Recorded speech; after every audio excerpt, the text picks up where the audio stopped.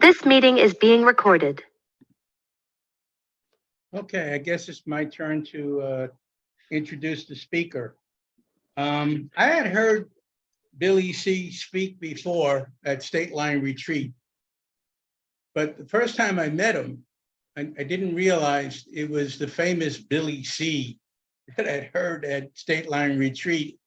It was at the first AA History Symposium, and he was in a kind of foul mood because a rock had hit his undercarriage and he's leaking oil all over the place. We had a great weekend. I've grown to really love and appreciate Billy C. And he's got a lot of great things to share. Billy C.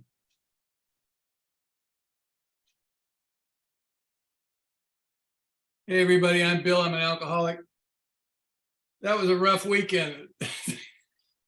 Got the car. I had to spend a few extra days out there in the desert getting that car fixed.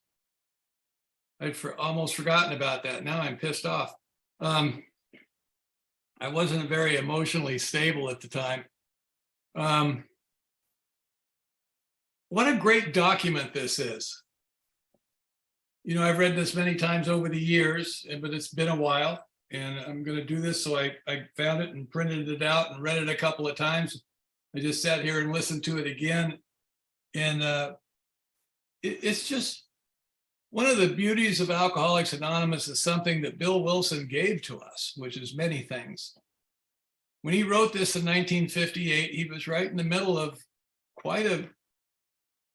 some stuff he was involved in. He had turned AA back to the fellowship. My sponsor, Jay, here is writing a book about his activities outside of Alcoholics Anonymous and things that he was pursuing. And at the time he wrote this, he was right in the middle of that. You know, I mean, these changes that were happening to him at the time.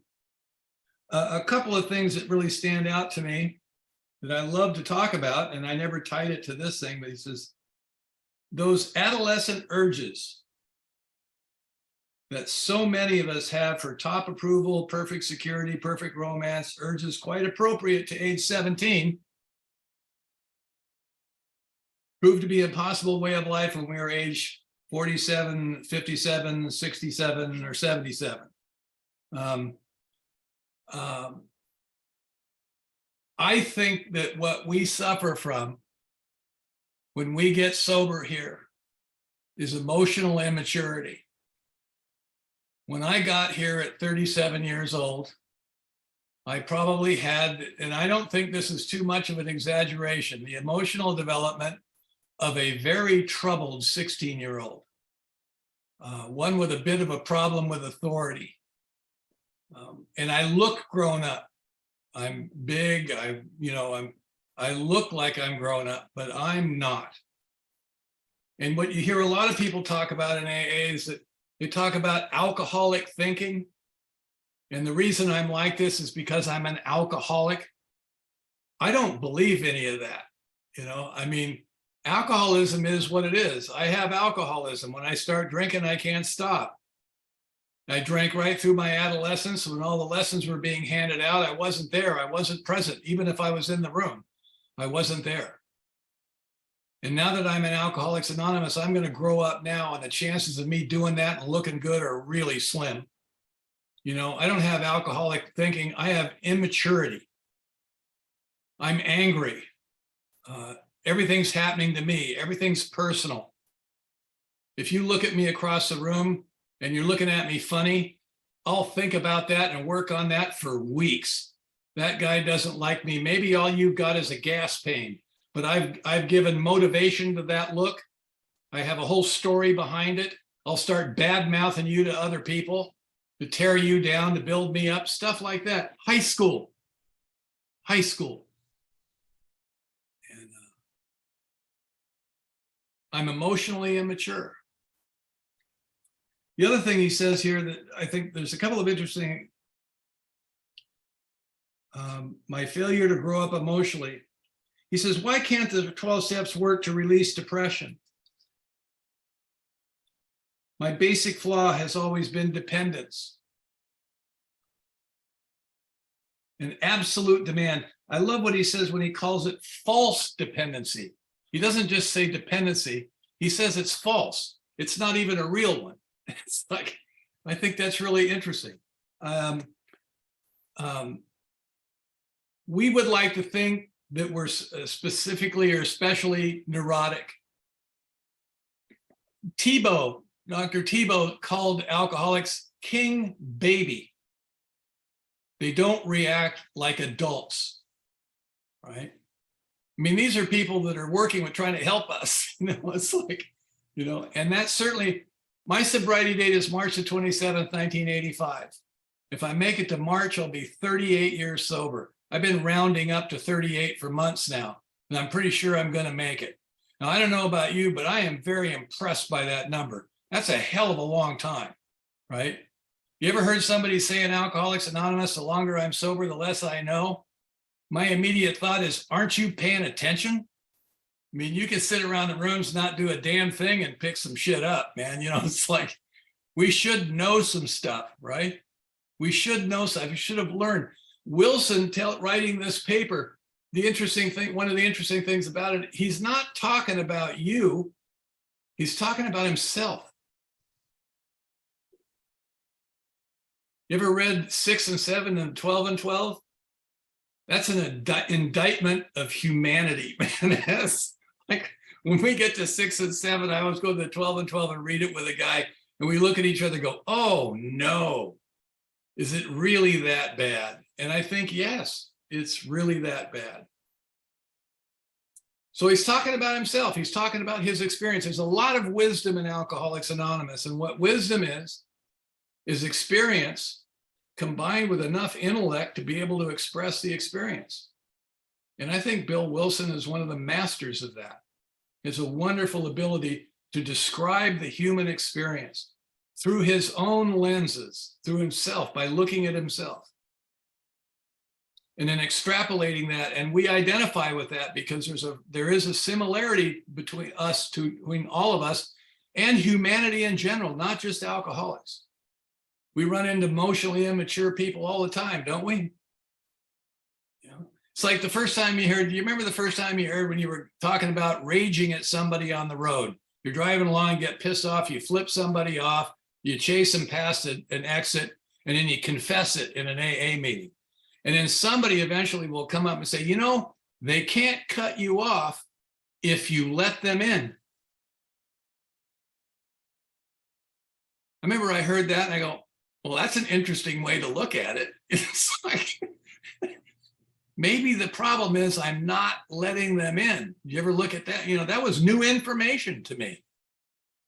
I remember clearly the next time I'm out driving, somebody pulls in and I slowed down and let him in. I went, man, I just avoided another conflict. And what is it I'm thinking when I don't let them in? Is that I don't want them to get away with something because they're getting away with something. So there's some game being played, and I think I'm the only one playing it. But I think you have motivation in that game.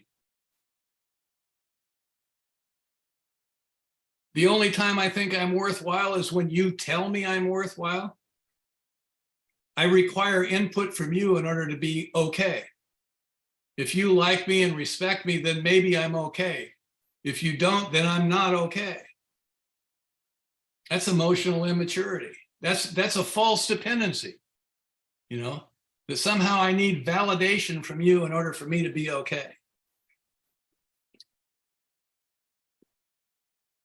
So my sponsor's in the room tonight. After a couple of weeks of banging around AA, I asked him for help.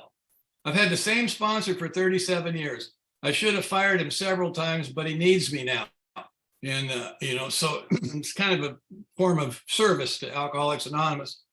And, but he said to me, he says, go home and read the doctor's opinion, make notes in the margin of what you agree with and what you don't. Be at my house Thursday at 5 o'clock, I believe was my time slot. And we'll discuss it. So because the ego had collapsed enough, the alibi system had fallen away, I just did what he told me, which was different for me. This stranger, I didn't know this guy, I just went home and I read my assignment. And I showed up at the stranger's house and he did not trust me that I'd read it. And he had me sit there and read it to him out loud. And, the first thing he wanted to know from me is, was I powerless over drugs and alcohol? Now, in my particular case, that was a pretty easy admission. I was pretty beat up, just physically and emotionally. I was in pretty bad shape. I was in a lot worse shape than I was aware of, actually. Some 30 years later, I almost died from liver disease, and I got a liver transplant, saved my life. And I'm pretty sure that if I hadn't gotten sober back in 1985, I'd have been dead a long time ago, because I was in a lot worse shape than, I mean, it was hepatitis C and they didn't even call it that then. And it was pretty bad. And I had bad cirrhosis, worse than I was aware of. And it caught up to me years later in sobriety. So I could easily say to him, yeah, I'm pretty powerless. I'm pretty beat up. And if I remember correctly, and sometimes we go back and remember those early days, I'm not sure what I was really aware of, but I pretty much knew, I felt I was gonna drink again. I always had before. And this was new territory for me. I was 6 weeks sober. I hadn't been 6 weeks sober since I was probably 14 or 15 years old. So this was new territory. Remember that when you were, so remember how raw sobriety was?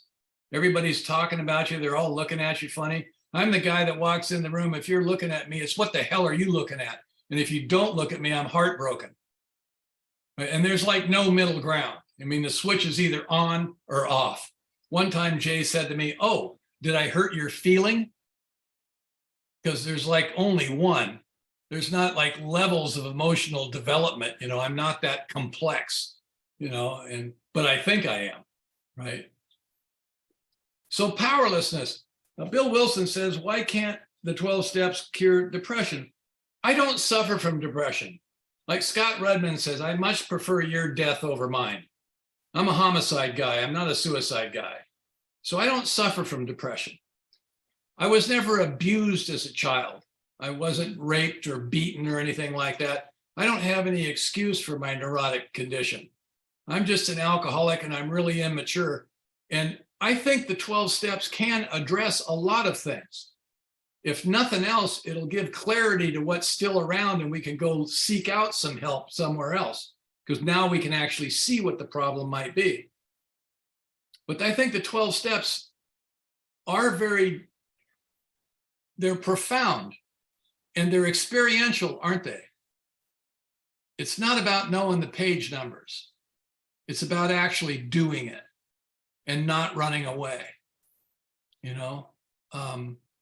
Certainly there's mechanics to it. I've learned a lot about it. I've, been to a lot of workshops and seminars and stuff, and I've done 12-step workshops. Jay and I have done a lot of stuff around a good part of the world, and many of you that are here have done the same thing. So I've learned a lot, but it's an experience, isn't it? It's an experience. And it changes the longer we're sober. And Wilson talks about this, some of these old timers, how come we're not better than we think we should be? I think many people in this room have probably asked themselves that question. Well, I shouldn't be this messed up. God damn it, I'm 30 years sober. How come I'm having this problem?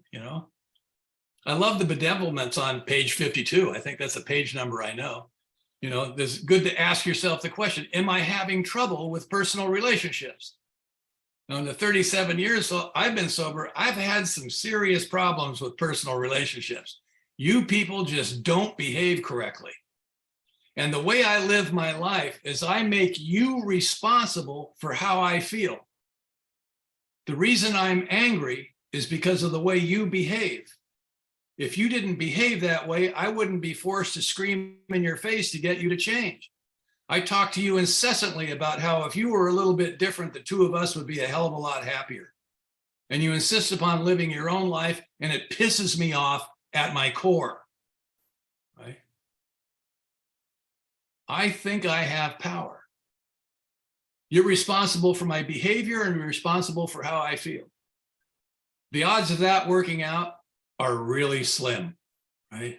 I mean, that's just not going to fly. So I think this spiritual condition that's talked about in our book in the 10th step. It says the only thing that's going to save us, certainly keep us sober, the only thing that's going to give us a life with maybe some purpose, maybe a career path with some depth, maybe some relationships that have true intimacy in them. And I'm not talking about sex, I'm talking about intimacy. The only thing that's going to do that for us is our spiritual condition and the maintenance of that condition. I think that's literally true. I don't think that's an exaggeration. So the first thing I have to do as a newcomer is get a spiritual condition because I don't have one. So there's going to be a long road of developing some kind of spiritual condition. And it's not just about prayer and meditation. I think there's a lot more to it than just that, although that's a very helpful tool. But there's more to it than that, isn't there? It also says that we're going to rest on our laurels and that we shouldn't do that. So I got to get some laurels so I can rest on them and find out why that's not a good idea, because I have no laurels. A laurel is a past achievement.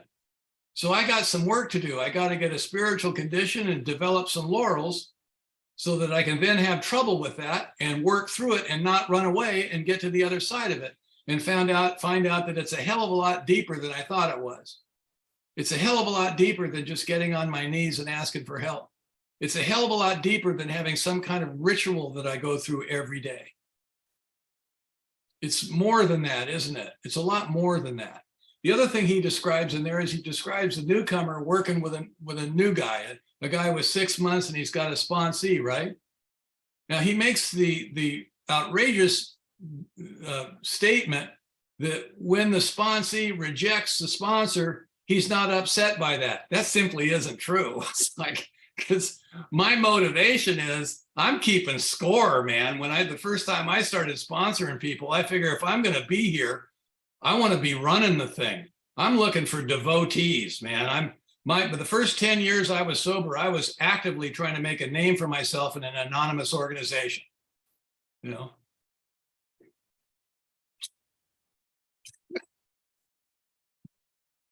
you can actually pull that off too, by the way.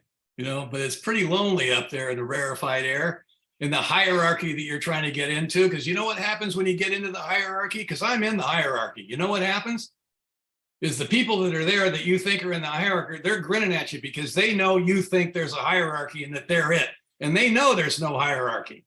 So when you get there, it's very dissatisfying, right? Many of you have been sober a long time. Didn't you reach a point in your sobriety where you had to look at the motivations you had in order to do the things you were doing? Are you looking to build yourself up? Is it truly selfless? Probably not. Does it evolve into that? I think so. I think so. You know, it takes a while to get to the other side of the ego. It takes a while to develop some self-awareness as compared to self-obsession. Doesn't happen overnight. I can't read a book and just get that. You know, I've read a lot of books and there's a lot of really good stuff in there. And what I essentially do when I read books is I gather material that I can then speak to people and sound like I'm really spiritual. Because there's some stuff that just sounds great. But is it practically real in my life? Maybe today a little bit more. But for a long time, not so much. It takes a while for that to happen, right? It takes a while. So powerlessness seems to be the first pillar of spiritual condition. And the longer I'm sober, the bigger that concept is. It's more than just drugs and alcohol, isn't it? It's everything. I think I don't think I require any power. Matter of fact, lack of power is not my dilemma. My real dilemma is I think I have some power and I don't. And I keep banging my head against that wall. Now, a little over 2 years ago, I had to shut the television news off. Anybody else do that? I was not emotionally mature enough to handle that crap. Doesn't matter which side you're on. It just made me sick inside, and I'm just not in control of any of that. It's literally none of my business. And I couldn't deal with it, so I just turned it off.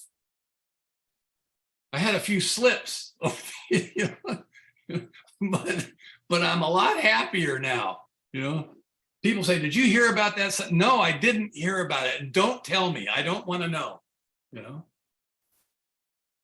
I'm powerless over all of that. I'm powerless over you. I'm powerless. My first inventory had the entire federal government and specifically the Department of Motor Vehicles on it. Who are they to tell me whether I can drive or not? Please, you know. If I can grasp the powerlessness just of drugs and alcohol, the second step becomes operational. I need to align myself with some power that's greater than me. It's a logical thought progression. Some will tell you that you have to believe in God. No, you don't. All you got to know about God is it's not you, right? I am not running things. Things seem to be running. They seem to be, it just seems to be unfolding right in front of me all the time without any input from me whatsoever. I am not the author of anything that's unfolding, either in my personal life or anything around me. It just seems to be happening. Wilson wrote about this a lot, talking about being open-minded, just open-minded. It's not me. That joke that we tell, all you need to know about God is it's not you. That's that's a spiritual truth. You know, there are certain spiritual truths. You know, one of the real spiritual truths is alcohol plus money equals cocaine. You know, that's a spiritual truth. Then the third step comes around. The third step's interesting. The third step says that I'm going to make a decision to turn my life and will over to clearly what already has it anyway. I think it was nice of them to lead me to believe that I actually have some say in the matter. Well, I've been withholding myself from the totality of all things long enough. I'm going to acquiesce now and allow you to take me. Thank you very much. Where's my trophy?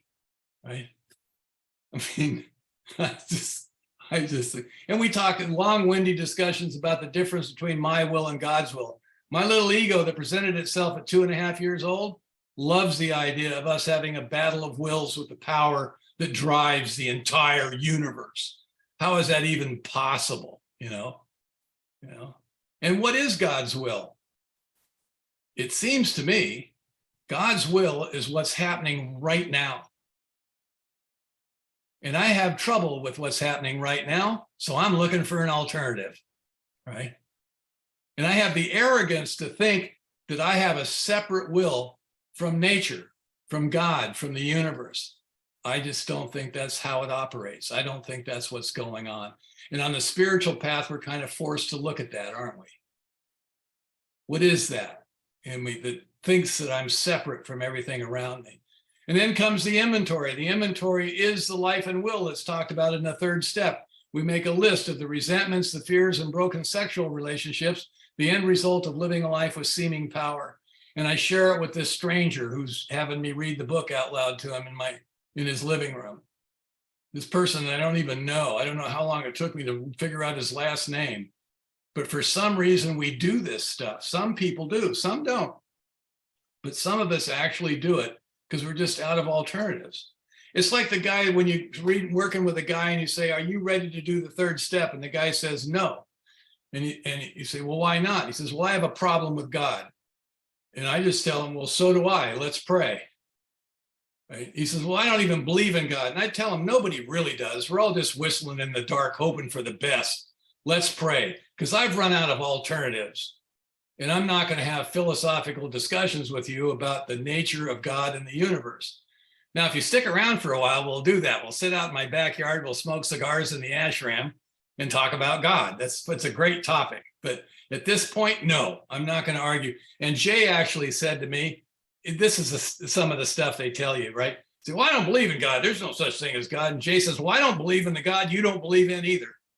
Now, what are you supposed to do with that? You know, the argument just sort of falls flat, like, you know, I mean, and what we do with the whole God thing is we create a God and then don't believe in it. Isn't that what happens? Because we're hung up in concepts. We're hung up in the concept of it. People say, what do you believe in? I don't know. That's a nebulous thing, what I believe in. It could change from day to day. What happens to us in Alcoholics Anonymous is we experience it. You stick around here long enough, you will experience it. Then you can label it with whatever makes you feel comfortable. I try to stay out of the concept business and just go with the experience of it. And I've had some experiences. So the lesson in the fourth step in the inventory, doing the inventory, is the second pillar of spiritual condition. I have to stop blaming other people and institutions for my problems. High school is over. It's time for little Bill to take responsibility for his own life. It's not your fault. You are not responsible for how I feel. You are not responsible for my behavior. I am. Now, this is going to take a while. It's going to take a decade or two, maybe, but this opens the door, right? Because what we're looking for in that inventory, and the ones I've done since then, is what are my faults and mistakes, not yours. What are my faults and mistakes? Let's see if we can glean what that is. What are my causes and conditions? What are they? They've changed over the years, what my causes and conditions are. We get to the amends process. This is a big one. This is where people really fade away. When I go to somebody that I don't ever want to see again, and I look them right in the eye, and I say the words that need to be said, pay back the money or whatever. When I turn and walk away from that experience, I am changed right then and there. No waiting. That is a cathartic experience. This is about transformation. In the ninth step is when the transformation begins. I become transformed. Now, what I've run into over the years when you talk about this emotional sobriety, this is what I'm trying to get to, how this actually operates. Somebody will come to you with some time sober and they're having a problem. And so you ask them some questions, are you praying and meditating? Well, I have a difficult time meditating. I can't shut my head off. The next question is, have you made the amends?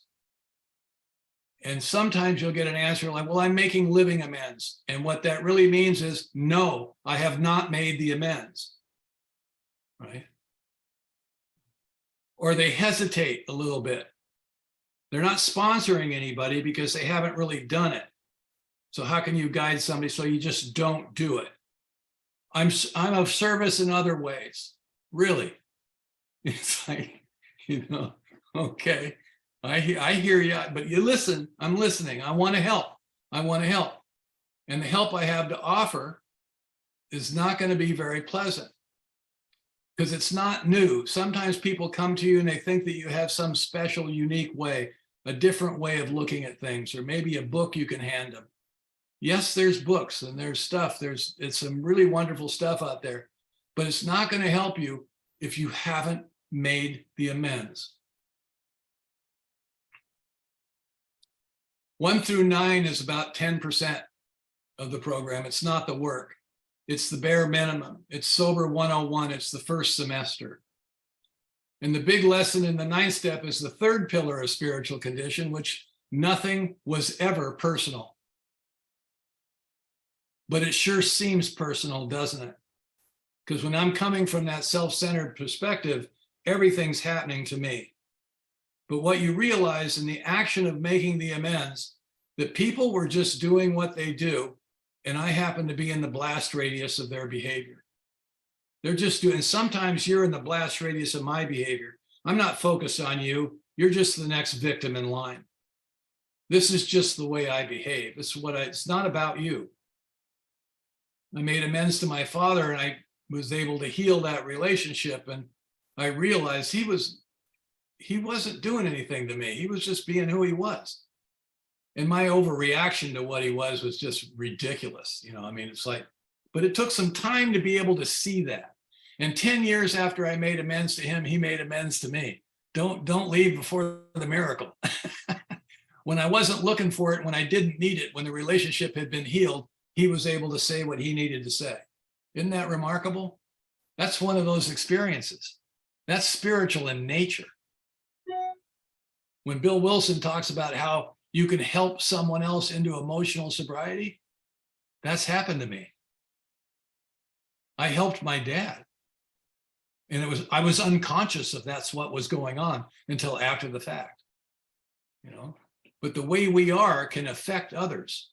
We affect a lot of people when we're drinking. We affect a lot of people when we get sober, you know, when we start healing those family relationships. So you've got powerlessness. I have to stop the blaming. Nothing is personal. And what do you end up when you're in that kind of position? That is the collapse of the egoic structure of who I think I am. This is not necessarily a pleasant experience. You know, self-awareness doesn't mean the behavior changes. I just know whose fault it is now. It's like, and now I have to stand and look at it. We reach a place in our sobriety where we stand there. There's a moment in time that happens where you say to yourself internally, oh my God, it's me. Isn't that what Wilson's saying in this letter? To us, it's me. It's me. The false dependencies. It's me. It's not you. It's not the universe. You know, it's not the government. It's not the Republicans or the Democrats. It's me. It's me. I'm the problem. Does that mean the other people are innocent? No, not at all. It's me. And one of the beauties of Alcoholics Anonymous, here's another thing. Self-awareness without humor is depression. And AA does a really good job at helping us laugh at who we think we are. Not at who we are, but who we think we are. The persona that we're projecting out there. They help us laugh at that. We help each other laugh at who we think we are. If you surround yourself with some pretty healthy people, you know, they will help you stop the blaming. They will, you know, I mean, at some point when you're standing out in the parking lot of the clubhouse and you're complaining about your wife or the girlfriend or something, at some point you stop that and you come into the room and join AA, right? Alcoholics Anonymous is adult school. It will teach us how to be men and women. If we actually pay attention, if we participate in what's going on. The fourth pillar of spiritual condition is the 10th step is self-awareness as compared to self-obsession, where I can actually watch myself move through life. I can be an independent observer of Bill Cleveland and what he's up to. And there's a great formula for it too. You know, you sit down at the end of the day and you recap the day. A lot of people journal. I don't particularly do that. I've done a little bit of it, but not much. But how did I do today? How did I piss anybody off? Do I owe any amends? That's self-awareness. That's not being self-critical. It's just looking at it. How did I do? Some days at the end of the day, you look and you go, I'm a hero, man. I did good. You know, I didn't holler at anybody. I was pretty kind, you know, I mean, self-awareness. In the 11th step in meditation, I can watch myself think. Great tool. In meditation, I can focus on the breath.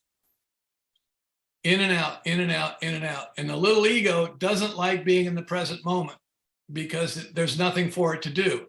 It needs to be in the present or the future or the past where it can work on stuff. So it wanders away from the breath and you notice it has wandered away and you gently bring it back to the breath. Experientially, this is absolute conclusive proof that who you are is not your thinking mind. If it was, you couldn't catch it. Now, this is blue collar stuff. This is simple. This isn't airy-fairy, go sit in a cave in Tibet somewhere.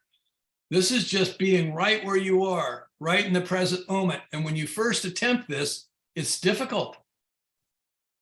Staying present is difficult.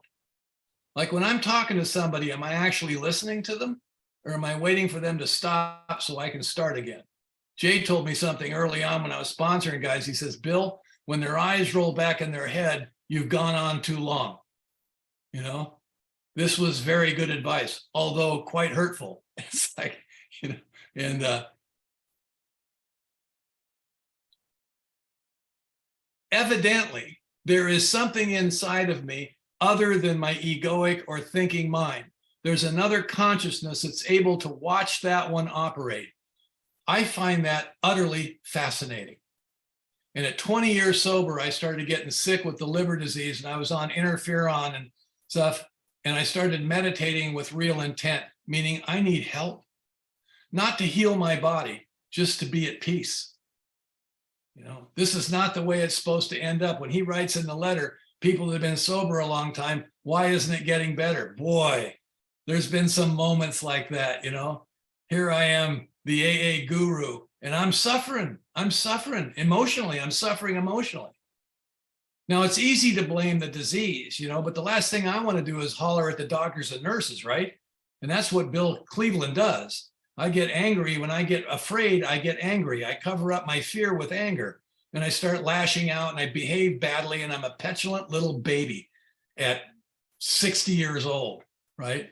I mean, this is not attractive. And I started meditating with intent, and I had an experience. I had one of those experiences.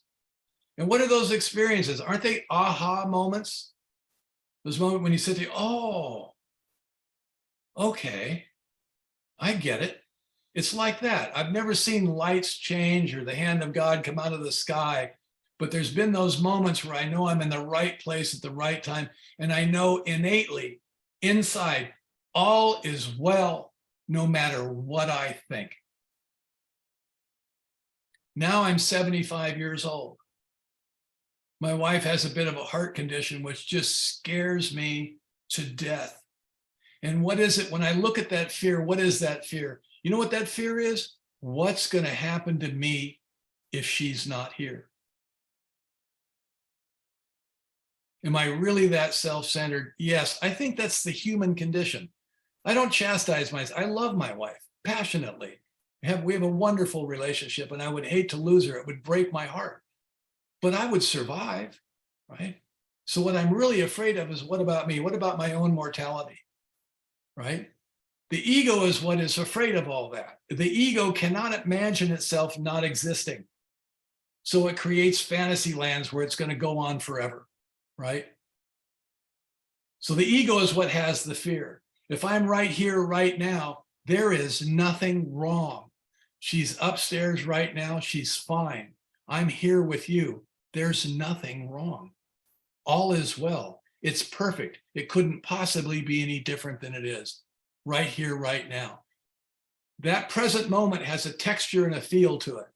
The more time I spend in meditation in that present moment, I understand how that feels to be there, so that when I'm not there, I can return to it at will. So when this thing comes up with scary stuff, what I've learned is I do not have to go where it wants to take me. I think that's emotional sobriety. I'm just right here. I can't possibly be anywhere else. The final pillar of spiritual condition is compassion. It's what's missing in me. It's what's missing in most of us when we get here. The selfish and self-centered person doesn't have empathy or compassion. Some are worse than others. I did not have compassion, and I didn't know that I didn't have it. I'd never had it. So I can't tell there's something missing. I can see the character defects, but I don't know what never developed in me because I never grew up. And one of those things that didn't develop in me was compassion. The only time I'm really concerned about how you feel is when how you feel impacts me. And I don't know that. I can't tell it. I don't know that that's what's going on. So how do we address that in this spiritual path that we're talking, what Bill Wilson is talking about? What's he described? He describes the newcomer working with new people, right? That's what they give us here. We reach out and we try to help others. AA is really bad psychotherapy. The reason it's bad psychotherapy is because it doesn't have anything to do with me. It's not about me. It's all about you. And the guidepost where we're sent is to go do that, to literally, physically, literally get out of self. Go out and actively try to help others. Reach out and try to help others. Try to be as selfless as we can. Fake it till you make it, whatever you want to call it. I went out there, okay, I want devotees. I want to surround myself, I want followers and stuff. But what happened, I did the work. It didn't matter what my motivation was because I fell in love with you. You invited me into your life and I went, and you can't not be affected by that. That will get you sooner or later. Pretty soon you're sitting in your living room and you're thinking about Joe. I wonder how he's doing. I haven't heard from him for a couple of days. That's compassion. I started caring about Joe. I started worrying about Joe. Isn't that what we felt when we walked into AA? Most of us have a story when we come into Alcoholics Anonymous and all these people are being nice to us. We're wondering what the scam is. You know, Jay used to talk about, well, I reach under the chair looking for the tambourines because sure as hell we're going to go down the street and pick at liquor stores and sing AA hymns, right? You're looking, what is this place? You know, nobody, this is all bullshit. I remember I went to him, I'm sure many of you had, go to your sponsor. Now these relationships in AA aren't real. This is just pretend. It's an artificial environment. Nobody really cares. We're just acting as if, right? Did you go through that? I went through that thing. What is this, you know? He would say things to me, Bill, if you want to have friends, you have to be one. You're not 9 years old anymore. They're not going to come knocking on the front door and say, can Billy come out and play? I'm going to have to actively mix it up. So I started doing that, and I've been doing that for 37 years, and it changed my heart. It changed who I am. I've fallen in love with you. Compassion is the foundation stone of AA. I used to hear people say it's all about the love, and I'd say, how hokey is that? And I can report to you today, where I am today, ladies and gentlemen, it is all about the love. That's what it's all about. The reason I couldn't deal with it, because I didn't have that. I didn't have it. It wasn't there. It took a while for it to develop to where I really fell in love with you and started caring about you and started trying to act differently. And the final place in that compassion, one final thought. Why is it that I can be kind and compassionate to you? I'm trying to reach out and help you, and I will be patient with you. And yet I come home and I yell at my wife, and she pisses me off, and she'll say things to me like, you never say you're sorry. And I go, that simply isn't true. I did it 3 weeks ago. I remember it was on a Tuesday about 3 o'clock. You know, why is it takes that long to do that at home? I had not that long ago, I was forced to really look at that. One final little quip. She gets very irritated when I eat stuff in the living room without a plate.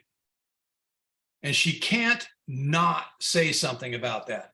Every single time she'll look at me disdainfully, pick the things off my shirt, and just be disgusted with me. And then I get pissed off. And here's my rule. Whatever you do, men, don't go get the plate. Hang in there, draw the line, stand your ground, right? Because you know what'll happen if you go get the plate. You know what she's going to want then? She's going to want you to take it back to the kitchen after you're done. And it doesn't end there. Then she's going to want you to rinse it off. Then she's going to want you to put it in the dishwasher. So don't go get the plate. It'll create a chain reaction and you lose the battle. This is a true story. It's like the AA guru. This was, and I would complain to her with my friends out in the ashram smoking cigars, and they're looking at me like I'm an idiot because they love her. She feeds them and stuff, right? They love, you know, what are you doing, Cleveland? So one day, there was a day where it actually lit up in my heart and my head. Bill, why don't you just go get the plate? And I couldn't answer the question because it was so emotionally immature. I mean, what's she asking for, you know, to get a plate? So I got the plate. And then after that, I returned it to the kitchen and then I rinsed it off, but I do not put it in the dishwasher. I'm drawing the line, right? And you got to have something, you got to hold on to something. So they stand in front of us and we're 10, 15, 20 years sober, and they say something to us along the lines of, you're not emotionally available for me, right? I'm sure some of you have had this happen where they say it, however they express it, you're not emotionally. And I stand there and I go, what the hell are you talking about? I'm standing right here. And I don't get it. I don't get it. And the illusion is what they're saying when they say that to us, that I've got something that they want and I'm withholding it. And the truth is worse. I don't have it. And I don't know that I don't have it. You've convinced me that I've got it, and I'm helping you look for it. And if all I do is go to 875,000 meetings, nothing will ever change. Nothing. This is emotional maturity, right? The next frontier, what I'm forced to look at. When she told me that I don't say, I'm sorry, I did something and I went in it and I could feel how hard it was for me to say that to her. And all the evidence was lined up. I was wrong. And all I have to do is look at you and say, I'm sorry. Because if we were in an AA meeting together and I stepped on your foot, I'd do that. What is the game that I'm playing with this woman that I live with? Look at her and say, I'm sorry, baby. I should have never talked to you that way. I'm really sorry. I apologize. I'm sorry. It's getting easier now. I'm only 75 years old. I think there might be hope for me. So one final thought. I know I probably run over, but this has been really good. I love talking about this. I love reading this thing. I'm really glad you invited me. They say in Alcoholics Anonymous, you got to give it away to keep it. No, that just isn't true. You have to give it away to even get it. That's how we get it. Thank you very much.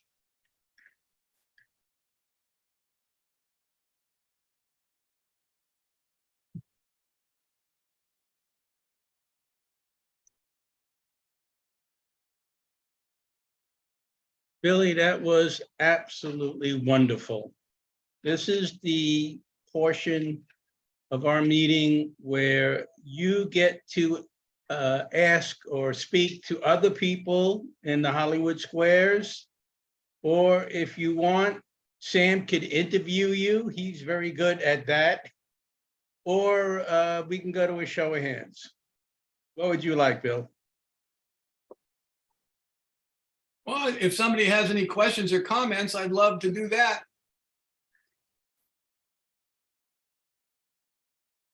You can interview me if you want. Whatever you want.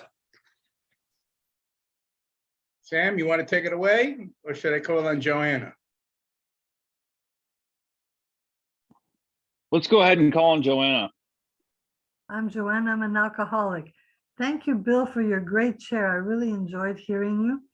I have a little bit, I firmly believe, and I don't know if you agree with me or not, but that the ones who really get it, and I totally agree with your analysis of the spiritual path or conditioned, is that we make it our own. So you have delineated your path, and mine is the same because I follow the same 12 steps, but it's slightly different because I've taken that chicken sandwich, eaten it, and now it's my blood and my cells.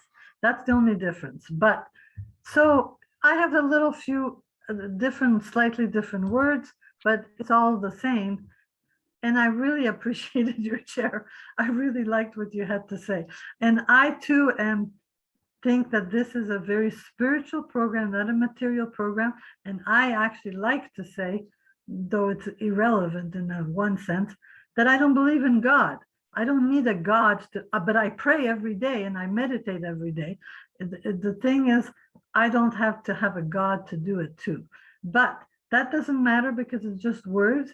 The point is that it's a spiritual program, not a material program. And that does necessitate some different way of life that we learn and hear. And I am so grateful that I'm part of AA. So thank you very much for your share. Thank you for sharing with us. I always learn something new and it's a pleasure to hear you. I have not heard you before. Thank you. Okay, I think we're going to hear from Tom next. Thanks, Joel. Bill, thanks so much, man. I mean, it just, I don't know how many times I've heard you, but I always, and I'm going, God, I hope he tells that one. It's like the grandpa stories, when we were in Sydney and I spoke, I started it was a 9-step talk, but I started my talk by saying, half of what I'm going to say is just what I'm going to regurgitate from Bob and Bill. And I think they thought I meant Bob, but I meant Bob Bazance and Bill Cleveland. Right? I've stolen so much stuff from you. But here's the thing that came up for me. And I know Ray isn't on here tonight, but Ray was with me down in Albuquerque, and I'll try to make this quick. We went to hear Richard Rohr give a talk, and he's very big on non-dualism. That's been his thing for years now, right? As has been Mary Thayer, and she's hammered us with that, place of neutrality, safe and protected, not here, not there. Like, don't go there because there's nothing you can do about it anyway, other than split the atom, And so anyway, and that's what he was talking about. And he spoke for an hour, and then he had a Q&A. And this is what I want to ask you, how this affects you. So I said to him in the Q&A, I said, Richard, I'm completely with you with the non-dualism, and I believe in being in a place of neutrality, completely, and it's not us and them. That's what's destroying everything.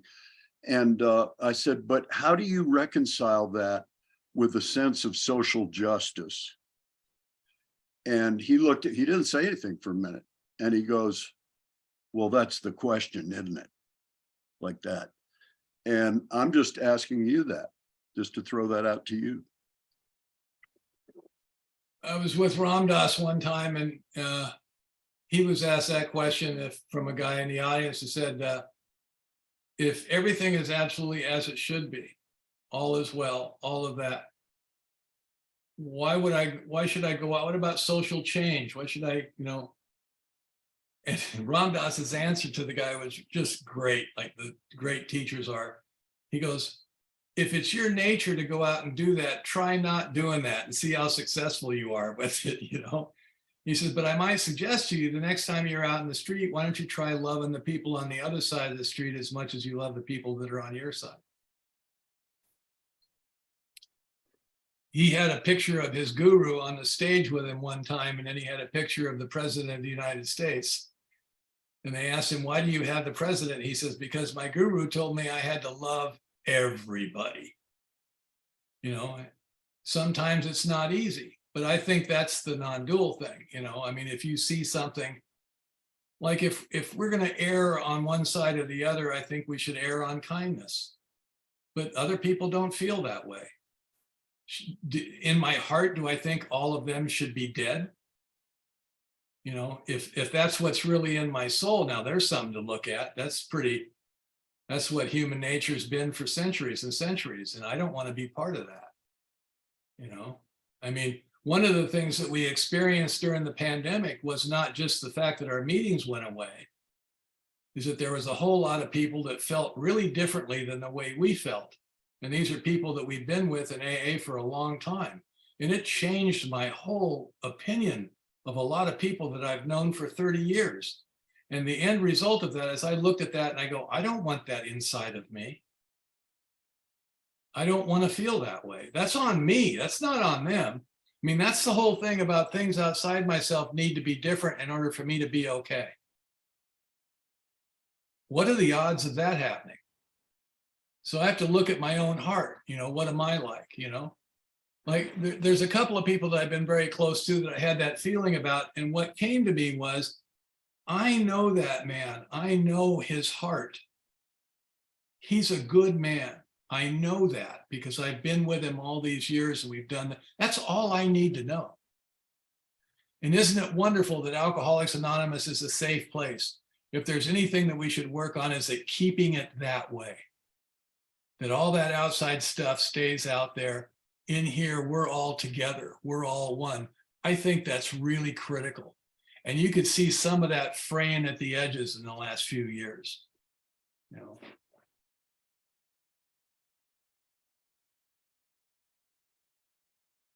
Since you mentioned him so many times, I'd like to hear from Jay so he can defend himself.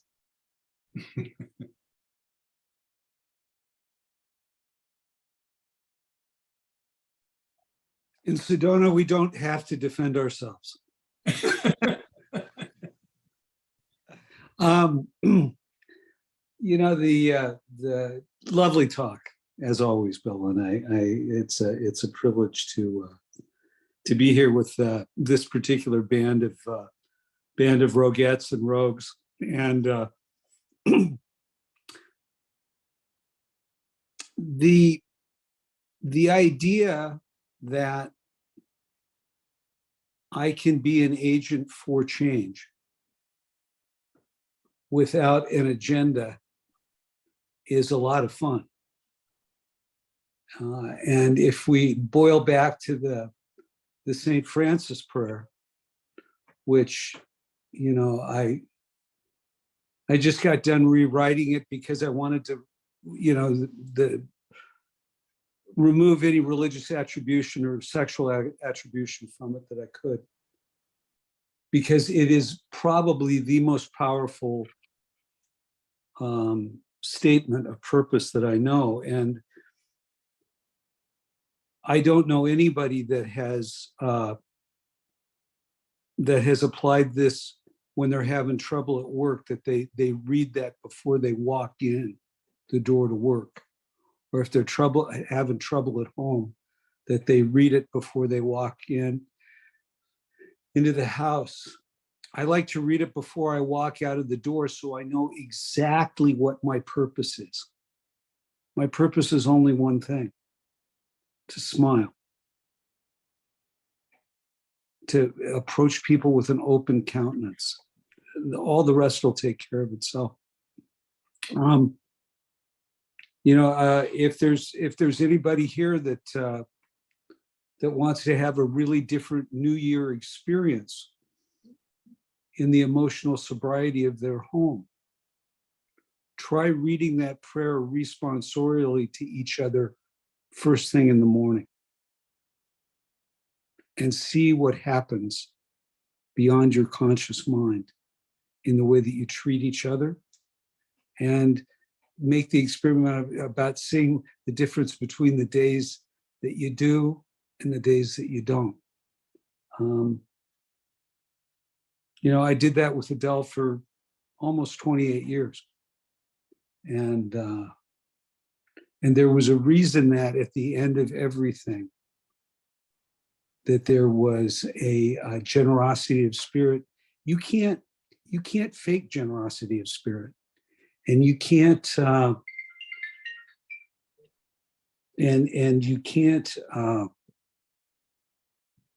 you can't fake generosity of spirit. It's something that has to grow and congeal in of itself. And this is a worthy enterprise. Emotional sobriety is not something that I am given by grace. It's something that I inflict upon others, and then gradually it returns unto me. Thank you.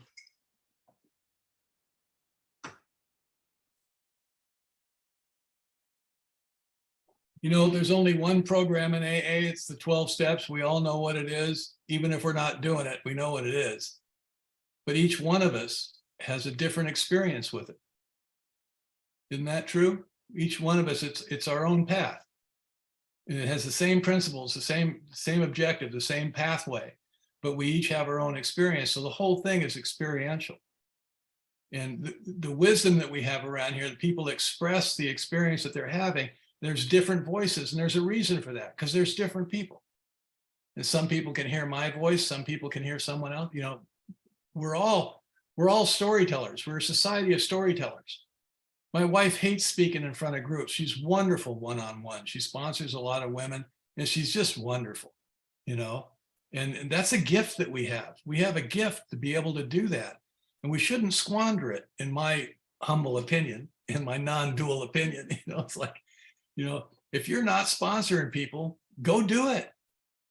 Throw yourself out there, throw yourself into the wind. The only time change happens is when we're uncomfortable, it seems like, isn't it? You know, I've just gotten used to being inconvenienced. It's like, I know it won't kill me anymore, but I still mumble and groan. It's like when some guy comes up to me and said, will you help me? Will you read the book with me? But I'm in a recovery place. Can you come there? Because I actually said for a while in the meetings, I can't deliver anymore. You got to come and get it. I would say that out loud, like because I've moved up. I'm on level 2 now, right?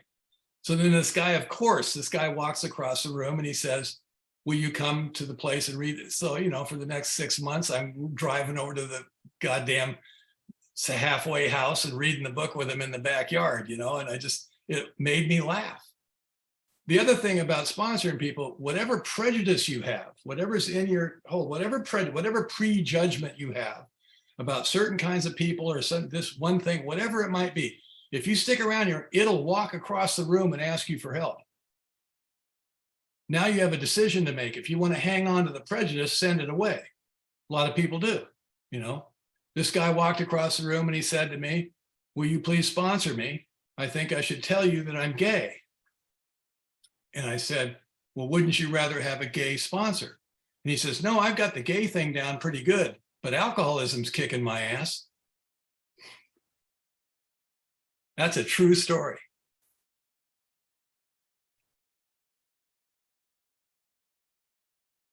Sarah has her hand up. Hi, everyone. Sarah, alcoholic. Wow, Bill, that was just that was a whole lot of the grace of God for me today. Something happened to me today, and when you mentioned that, anger being your response to fear, I got to tell you now, it's been a long time since I've had any kind of anger like that. It doesn't happen. And it was really stupid. I had my computer worked on yesterday. That Dell was on the phone with them for several hours. And today my computer's not working right. Really not working right, and really scaring me, because, and all of a sudden here comes that fear, and I find myself screaming at my computer. Nobody's here. It's just me and my computer, and I'm screaming at Dell, and I'm sending them some getting ready to send them some pretty nasty messages. What I sent them was that it's worse than it was before you fixed it. Can you please fix it again? And then getting mad. And I realized that when you were talking, the thing that happened, and I got to the point where I'm screaming and sobbing, and I broke down. I haven't had a meltdown I don't know when the last time was I had a meltdown like that. Probably when my husband died. Not since then, and that was last February. But I haven't had a meltdown like that, and I did. And I realized as you were talking that what hit me was fear, because I have become so dependent for work, for entertainment, for Zoom, for meetings, for sponsorship, for everything, that I need my laptop. It's for whatever. And it's been like, I'm in the country by myself in a big house, and what do I do with that? And it just hit me that all of a sudden I felt that loneliness. And then I realized that in the last 10 months, I have not felt that level of fear or loneliness at all, because I've always felt and shared very openly about, I feel the grace of God every day. And I know that as long as I have gratitude in my heart, I don't have to do that. And so I had to wonder, not only where was the gratitude? And I realized that what had happened was, all of a sudden I had a problem and I didn't have an answer. And I didn't seem to be able to access that answer of my own accord. And usually I don't try to anyway. I just go, okay, God, what do you got planned? What's going on here? Give me some, let's work this out, we'll figure it out, or call in my sponsor or something. But today I just had a meltdown, and that was really scary. And it was a response to fear. That anger was a response to fear. So thank you for sharing that, because that really enlightened me in a special way. And by the way, my husband would take a plate for everything he got out of the kitchen, and he'd take a plate and then he'd bring it back to the kitchen, and but he wouldn't put it away. And he'd say, and he might have a piece of toast on a plate, and he'll say, I can use this plate later. And then I'd ask him to load the dishwasher. And then if he didn't load the dish, and then I'd get really mad about him loading the dishwasher, because I'd have to go behind him and load it because he didn't do it right. And God forbid that he didn't load the dishwasher right. So I'd have to go behind him and redo it. And my sponsor would very kindly point out to me, Sarah, if you're going to ask him to load the dishwater, then let him do it his way and stay the hell away from it, because you don't get to do that. You don't get to have him roll out the dishwasher and then just go do it afterwards. And like, he's not doing it right. You know, if you're going to ask him to do something, let him do it, and then trust that he does it, that it's still okay, just even if he does it differently. And so thank you for letting me share a thing. That poor man.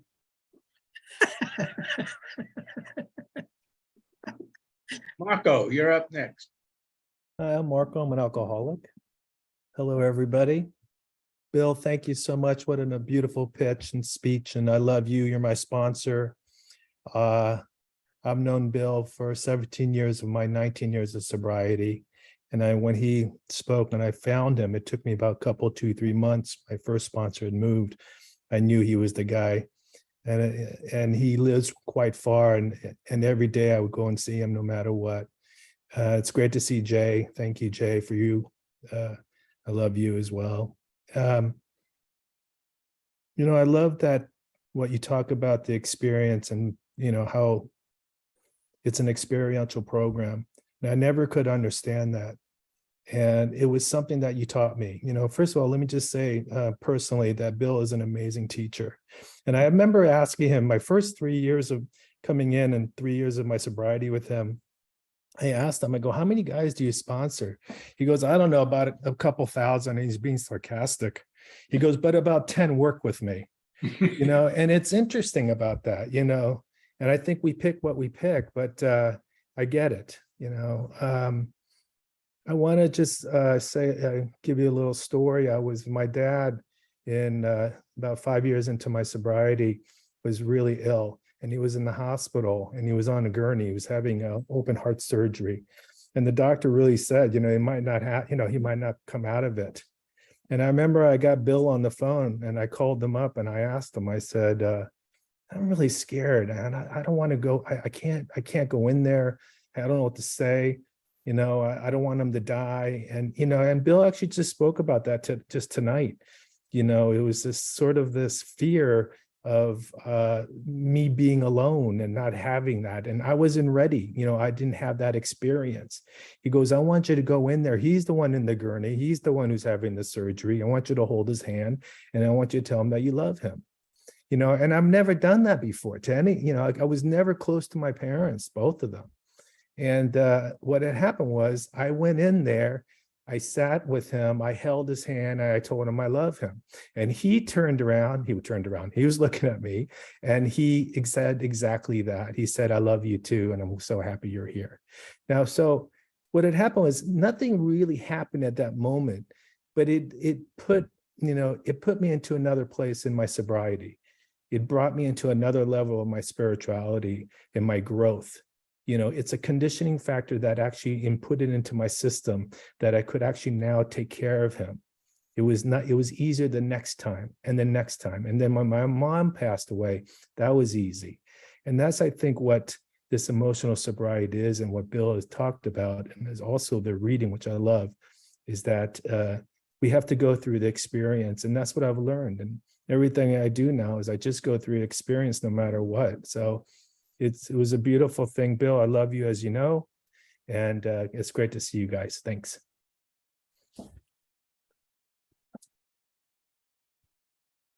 Abigail? Hi, Abigail. I guess I should say ACOA and AA. I'm an alcoholic. And Bill, thank you so much. Or is it Bill? I don't know. Oh, I really love this talk tonight. I loved the reference to being a guru in the backyard. Been there, done that. Oh my gosh. And the immaturity, which I still battle. I was just thinking about it this weekend. I wonder when I'll feel older than an adolescent.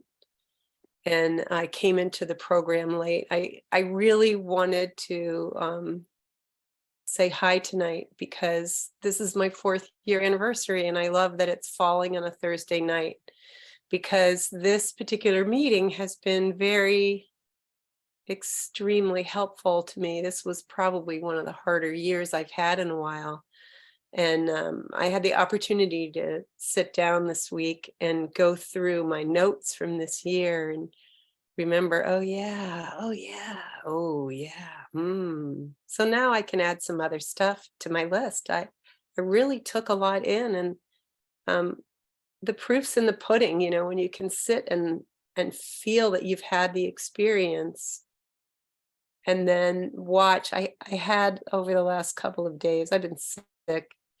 I'm a nurse. I had no voice, coughing all over everywhere, and calling out sick. Well, you can't be sick as a nurse. You got to go in. And so I had to report to HR and do all this stuff. And I started getting all that bitterness and resentment going about institutions and all the oppression and all the baloney. And the long and the short of it is, within a very short period of time, applying a lot of what I've learned over the years in the spiritual life, but over the year here at this meeting, pause. What are you afraid of? Don't judge your feelings. Is this really what's happening? Where's the space? I got to see the self-righteous anger that has gotten me into so much trouble in my life as an adult. And actually, it was like a little life review of self-righteous anger and what it does and how it's impacted people. And I got to give it up today again, but like deeper. And I thought, what a cool thing to be able to see that without judging myself, to not do anything but be kind to people today that were trying to help me, even though it didn't feel like it. And yeah, that's a good 4 years sobriety. And one thing I thought when you were speaking, and I'm thinking about false dependencies, part of what happens and why that guru is so interesting in the backyard, it's part of a false dependency on self, right? And one's ego, all wrapped into, well, if you're listening to me and you're cool, then you like me, then I must be something. And it's my greatest desire to get rid of all of that. And I get it. So it's funny to see it, and it's great to laugh. I'd like to have a little cartoon of it. Still exists a smidgen. Oh, wow. Isn't life interesting? I've at least learned that I can have an emotion without being an emotion, and to just take a breath and feel the environment and go on. And I think that's what you're talking about tonight. So I want to fist bump you. Great way to celebrate. And thank you, everybody, so much for contributing to a great year this year. Best prayer in AA is, God, please relieve me of the bondage of self. It's a heavy load.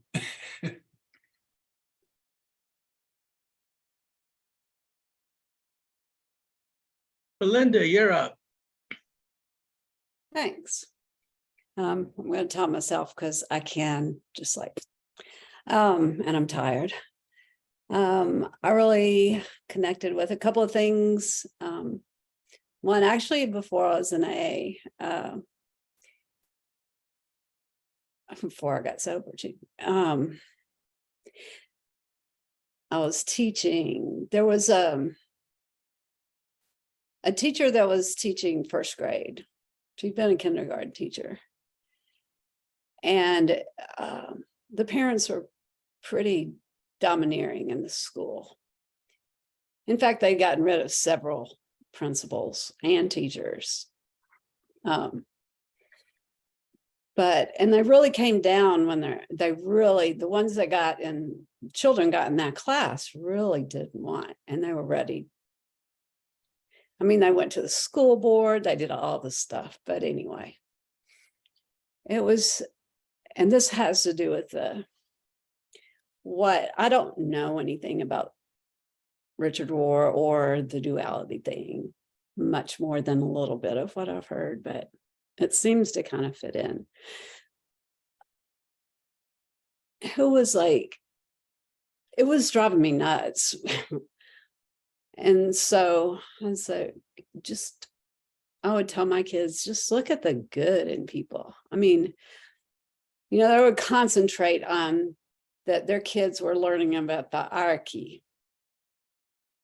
Or I can't remember exactly how she said it, but they were doing this whole thing on it. And everybody was wondering what they were talking about. And she was teaching about the Iroquois. But it's just seeing the good and watching one of my sons wheel my husband in to vote, knowing that he was going to vote for somebody he really didn't want and be so happy doing it.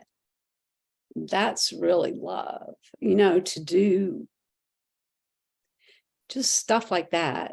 That's what it makes me think of. And that's the program. It's just seeing the God or whatever in everybody, that everybody's got it. And we all have our faults. We're all the same. And just like you said about the hierarchy, you're in the hierarchy and there is none. Yeah. That's all. But thank you very much. And if I totally misunderstood, sorry about that. Well, it looks like we're getting close to the end of the meeting. I didn't get any instructions on closing, but if I recall, we spend about a minute or so going into our inner room and do some silent meditation or a prayer. Afterwards, then we will open it up and thank our speaker.